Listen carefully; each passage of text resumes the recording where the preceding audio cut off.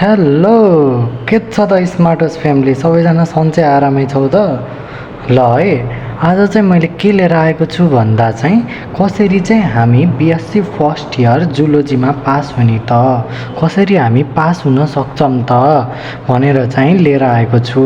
तिमीहरूले केमिस्ट्रीको भिडियोलाई चाहिँ एकदम मन परायो। केमिस्ट्रीको भिडियोबाट चाहिँ अझै हामीलाई बोटनी जुलोजीको पनि भिडियोहरू लिएर आइदिनुस्। हामी चाहिँ पास हुन चाहन्छौँ बिएससी फर्स्ट इयरमा। हजुरले भनेको भिडियोहरू पढ्छौँ हामीले, त्यही भएर चाहिँ हजुरले बनाएर राखिदिनु पर्यो भनेर चाहिँ धेरै म्यासेज आएको थियो। मलाई फेसबुकमा आएको थियो, टिकटकमा आएको थियो, जताततै म्यासेज आएको भएर चाहिँ आज चाहिँ मैले के गरेको छु भन्दा बिएससी फर्स्ट इयर जुलोजीको चाहिँ भिडियो बनाएको छु है त। ल अब ढिलो नगरी हामी चाहिँ अब टपिकतिर लाग्नुभन्दा अगाडि यो भिडियोलाई चाहिँ हजुरहरूले लाइक, कमेन्ट, सब्सक्राइब अनि चाहिँ साथीहरूमा पनि सेयर गरिदिनु होला। आफू मात्र कति पास हुने त, साथीहरूलाई पास गराउने होइन त। त्यही भएर चाहिँ साथीहरूलाई पनि सेयर गर्ने है त। ल अब ढिलो नगरी हामी कता लाग्ने टपिकतिर बढ्छौँ है त। ल अब सुरुमा हाम्रो चाहिँ युनिट 1 मा चाहिँ के छ भन्दा जुलोजीको ट्याक्सोनोमी छ। ट्याक्सोनोमीमा अब हामीलाई कति पढ्ने त, ट्याक्सोनोमी त धेरै लामो हो नि त च्याप्टर त, यसरी पढेर त सकिँदैन। त्यही भएर चाहिँ अब हामीले के पढ्ने त, इक्जाम त आइसक्यो। अब अर्को सोमबार जस्तो त हजुरको जुलोजीको इक्जाम हो। अब के पढ्ने त भन्ने चाहिँ अब हजुरहरूलाई लाग्न सक्छ। त्यही भएर चाहिँ मैले छोटो हेर्नु त यति हो, के पढ्ने, concept and significance of taxonomy पढ्नु पर्यो है त।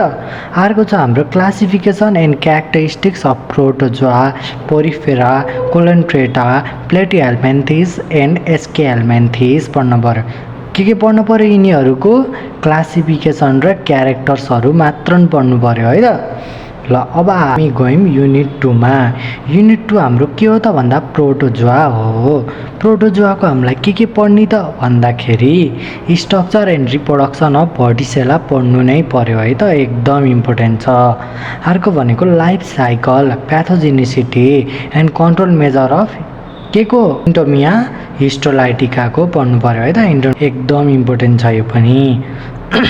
अनि लाइफ साइकल अफ लेस्मानिया डोनोभानिया यो पनि एकदम इम्पोर्टेन्ट छ। कालाजारको एकदम इम्पोर्टेन्ट हो है त, यो सुरुमा पढेर गए पनि हुन्छ है त हजुरले। अनि अर्को छ osmoregulation and locomotion in protozoa, यो पनि पढ्नु पर्यो। युनिट 1 र युनिट 2 को चाहिँ यति हो। अब हामी जान्छौँ केमा, युनिट 3 मा। अब हामी युनिट 3 मा पढ्दा चाहिँ हाम्रो युनिट 3 मा के छ त, पोरिफेरा छ है त। पोरिफेराको हामीलाई के पढ्ने त भन्दा यति 3टा हेर्नु त, जम्मा 3टा। क्यानल सिस्टम इन स्पोन्जेस पढ्नु पर्यो। अर्को रिप्रोडक्सन एन्ड इम्ब्रायोनिक डेभलपमेन्टको पनि हेर्नु पर्यो है त, एकदम इम्पोर्टेन्ट। अनि अर्को छ हाम्रो इकोनोमिक इम्पोर्टेन्स अफ पोरिफेरा, पोरिफेराको इकोनोमिक इम्पोर्टेन्स के हुन्छ त भनेर पनि हेर्नु पर्यो। अब हामी जान्छौँ च्याप्टर 4 मा।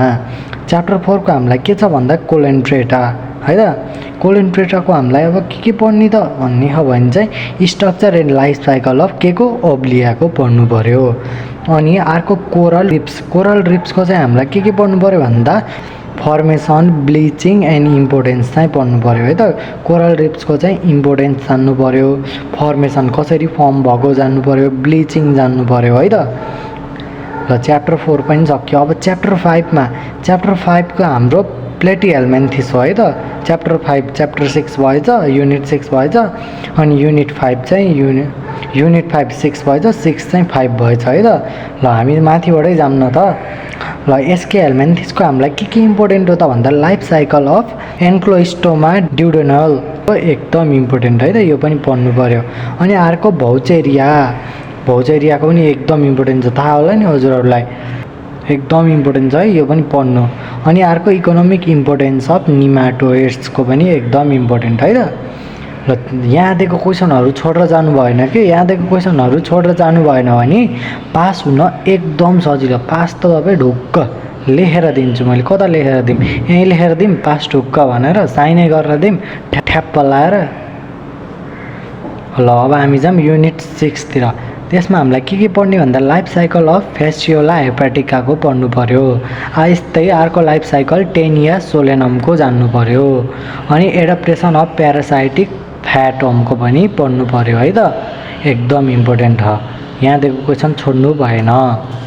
यस्तै अब हामी जान्छौँ युनिट 7मा। युनिट 7को हाम्रो च्याप्टर के छ, एनिलिडा भन्ने हो। एनिलिडाको अब हामीलाई के इम्पोर्टेन्ट छ त भन्दा कोलेम एन्ड नेफ्रेडिया चाहिँ एकदम इम्पोर्टेन्ट है त। अर्को छ स्ट्रक्चर अफ हिरोडाइनेरिया भयो है, डिनेरिया हिरोडाइनेरियाको पनि एकदम इम्पोर्टेन्ट। अर्को इकोनोमिक इम्पोर्टेन्स अफ एनिलिड्सको पनि इकोनोमिक इम्पोर्टेन्ट एकदम इम्पोर्टेन्ट है त, इकोनोमिक इम्पोर्टेन्स चाहिँ एकदम इम्पोर्टेन्ट छ। यस्तै हामी फर्स्टतिरको पार्ट 1तिरको चाहिँ भ्याइयो, बुझ्नुभयो। अब हामी जान्छौँ पार्ट 2 भनेको हाम्रो ग्रुप बी। यसमा हामीलाई अर्थोपोडाबाट हामीलाई के सोध्छ त भन्दा structure and organ system of palaemon भनेर चाहिँ सोध्न सक्यो। अर्को हाम्रो के छ त पेरिप्लानिटा अमेरिकाना भनेर सोध्न सक्छ। के को यो भनेको के हो थाहा किन, ककरोच हो है त, ककरोचको बारेमा सोध्न सक्छ। ककरोच भनेर डाइरेक्ट नसोधेर हजुरलाई के भन्न सक्छ भन्दा यो भनेर सोध्न सक्छ। अमेरिकाना आयो भने त तपाईँले बुझ्दै हुन्छ के सोध्यो भन्ने बुझ्नुहुन्छ, ककरोच भनेर चाहिँ बुझ्नु पर्यो है त। अर्को के छ मेटामोर्फोसिस इन इन्सेक्ट भनेको छ। यस्तै अर्को छ सोसल बिहेभियर अफ इन्सेक्ट्स भनेको छ है त, यो पढेर जानु पर्यो। अनि इन्सेक्ट हर्मोन्स पनि पढ्नु पर्यो है त, एकदम इम्पोर्टेन्ट छ, यहाँदेखि क्वेसनहरू छोड्नु भएन। अब हामी जान्छौँ मोलस्काको त हेर्नु भेरी भेरी भेरी इम्पोर्टेन्ट हो यो त, के स्ट्रक्चर अफ पाइलाग्लोबुसा एकदम इम्पोर्टेन्ट छ है। अर्को छ टर्सन एन्ड डिटर्सन इन ग्यास्ट्रोपोड्स पनि एकदम इम्पोर्टेन्ट छ, के टर्सन एन्ड डिटर्सन इन ग्यास्ट्रोपोड्स एकदम इम्पोर्टेन्ट है त। अनि पियर फर्मेसन पनि इम्पोर्टेन्ट छ है। अनि इकोनोमिक्स है, ECONOMICS economics importance of molluscs पनि एकदम इम्पोर्टेन्ट। ल हामीले ग्रुप बीको 2टा पनि भ्याइयो। अब हामी जान्छौँ तिनटातर्फ। तिनटामा हाम्रो इकानोडोमेटा छ है त। इकानोडोमेटाको हामीलाई के पढ्ने, जम्मा 2टा हेर्नु त, वाटर भास्कुलर सिस्टम पढ्नु पर्यो। अर्को स्ट्रक्चर एन्ड डेभलपमेन्ट अफ एस्टेरिस पढ्नु पर्यो है त, स्ट्रक्चर एन्ड डेभलपमेन्ट अफ एस्टेरिस पढ्नु पर्यो। अर्को छ हाम्रो प्रोटोकर्डेटामा अब के पढ्ने त भन्दा स्ट्रक्चर एन्ड एफिनिटिज पढ्नु पर्यो है त। यसको के को ब्लानोग्लोससको चाहिँ पढ्नु पर्यो है त। अर्को छ स्ट्रक्चर अफ ब्रान्चियोस्टोमाको पढ्नु पर्यो। अर्को छ डिभिटी भनेको डेभलपमेन्ट है, डेभलपमेन्ट अफ हर्डेमिनिया भन्नुहुन्छ जे भन्नुहुन्छ, यसको पनि पढ्नु पर्यो है त। ल हाम्रो चाहिँ क्वेसनहरू चाहिँ यति हो। जुलोजीमा चाहिँ मैले धेरै लामो चाहिँ गराइदिएन, हजुरहरूलाई जे इम्पोर्टेन्ट छ नि लङ क्वेसनको लागि जति इम्पोर्टेन्ट छ त्यति क्वेसनहरू चाहिँ यहाँ चाहिँ कभर भयो है त। ल धेरै पछि चाहिँ मैले भिडियो बनाउन पाएँ हजुरहरूले गर्दा, त्यसको लागि चाहिँ धेरै धेरै धन्यवाद। अनि हजुरहरूलाई कुनै क्वेसनको चाहिँ एन्सर चाहियो भने यदि हजुरले खोजेर भेटाउनु भएन भने चाहिँ मलाई फेसबुकमा चाहिँ मेसेज गर्न सक्नुहुन्छ। फेसबुकमा हाम्रो के छ भन्दा स्मार्टोस एनइभी छ। यदि रिप्लाई दिन ढिलो भयो भने, यदि गाली गर्न मन लाग्यो भने पनि फेसबुकमा मेसेज गर्नु होला। अनि टिकटक छ हाम्रो स्मार्टोस। अनि जिमेल हाम्रो के छ त smartos85@gmail.com छ है त, हजुरले मेसेज गर्न सक्नुहुन्छ। ल अब यति भन्दै मैले केमिस्ट्रीको भिडियो चाहिँ पहिला अपलोड गरिदिई भइसकेको छु। अब प्लेलिस्ट बनाइदिन्छु, नत्र प्लेलिस्टमा हेर्नु होला है त। प्लेलिस्टमा चाहिँ केमिस्ट्रीको भिडियो भेट्नुहुन्छ एउटा, केमिस्ट्रीको चाहिँ पहिले अपलोड गरिदिएको छु, एकदम इम्पोर्टेन्ट छ केमिस्ट्रीको। त्यहाँ दिएको क्वेसन हजुरहरूले पढ्नु भयो भने चाहिँ खत्रै हो के, तपाईँको पास हुन भन्दा पनि पासभन्दा बढी नै आउँछ, एकदम रिसर्च गरेर बनाएको हो त्यो क्वेसनहरू। यो क्वेसनहरू पनि एकदम इम्पोर्टेन्ट हो। 10 मार्क्स र 5 मार्क्सको लागि त नि यहाँ दिएको क्वेसन छ नि इनफ के, हजुरहरूलाई मजाले पुग्छ। 10 देखि 5 मार्क्स चाहिँ मजाले पुग्छ है त। लाइक कमेन्ट सेयर गर्न चाहिँ नभुल्नु होला। ल आज चाहिँ यही 10 मिनट भयो क्या हो न भिडियो। ल 10 मिनटमा चाहिँ मैले यो भिडियो चाहिँ सकिदिएँ। ल धन्यवाद।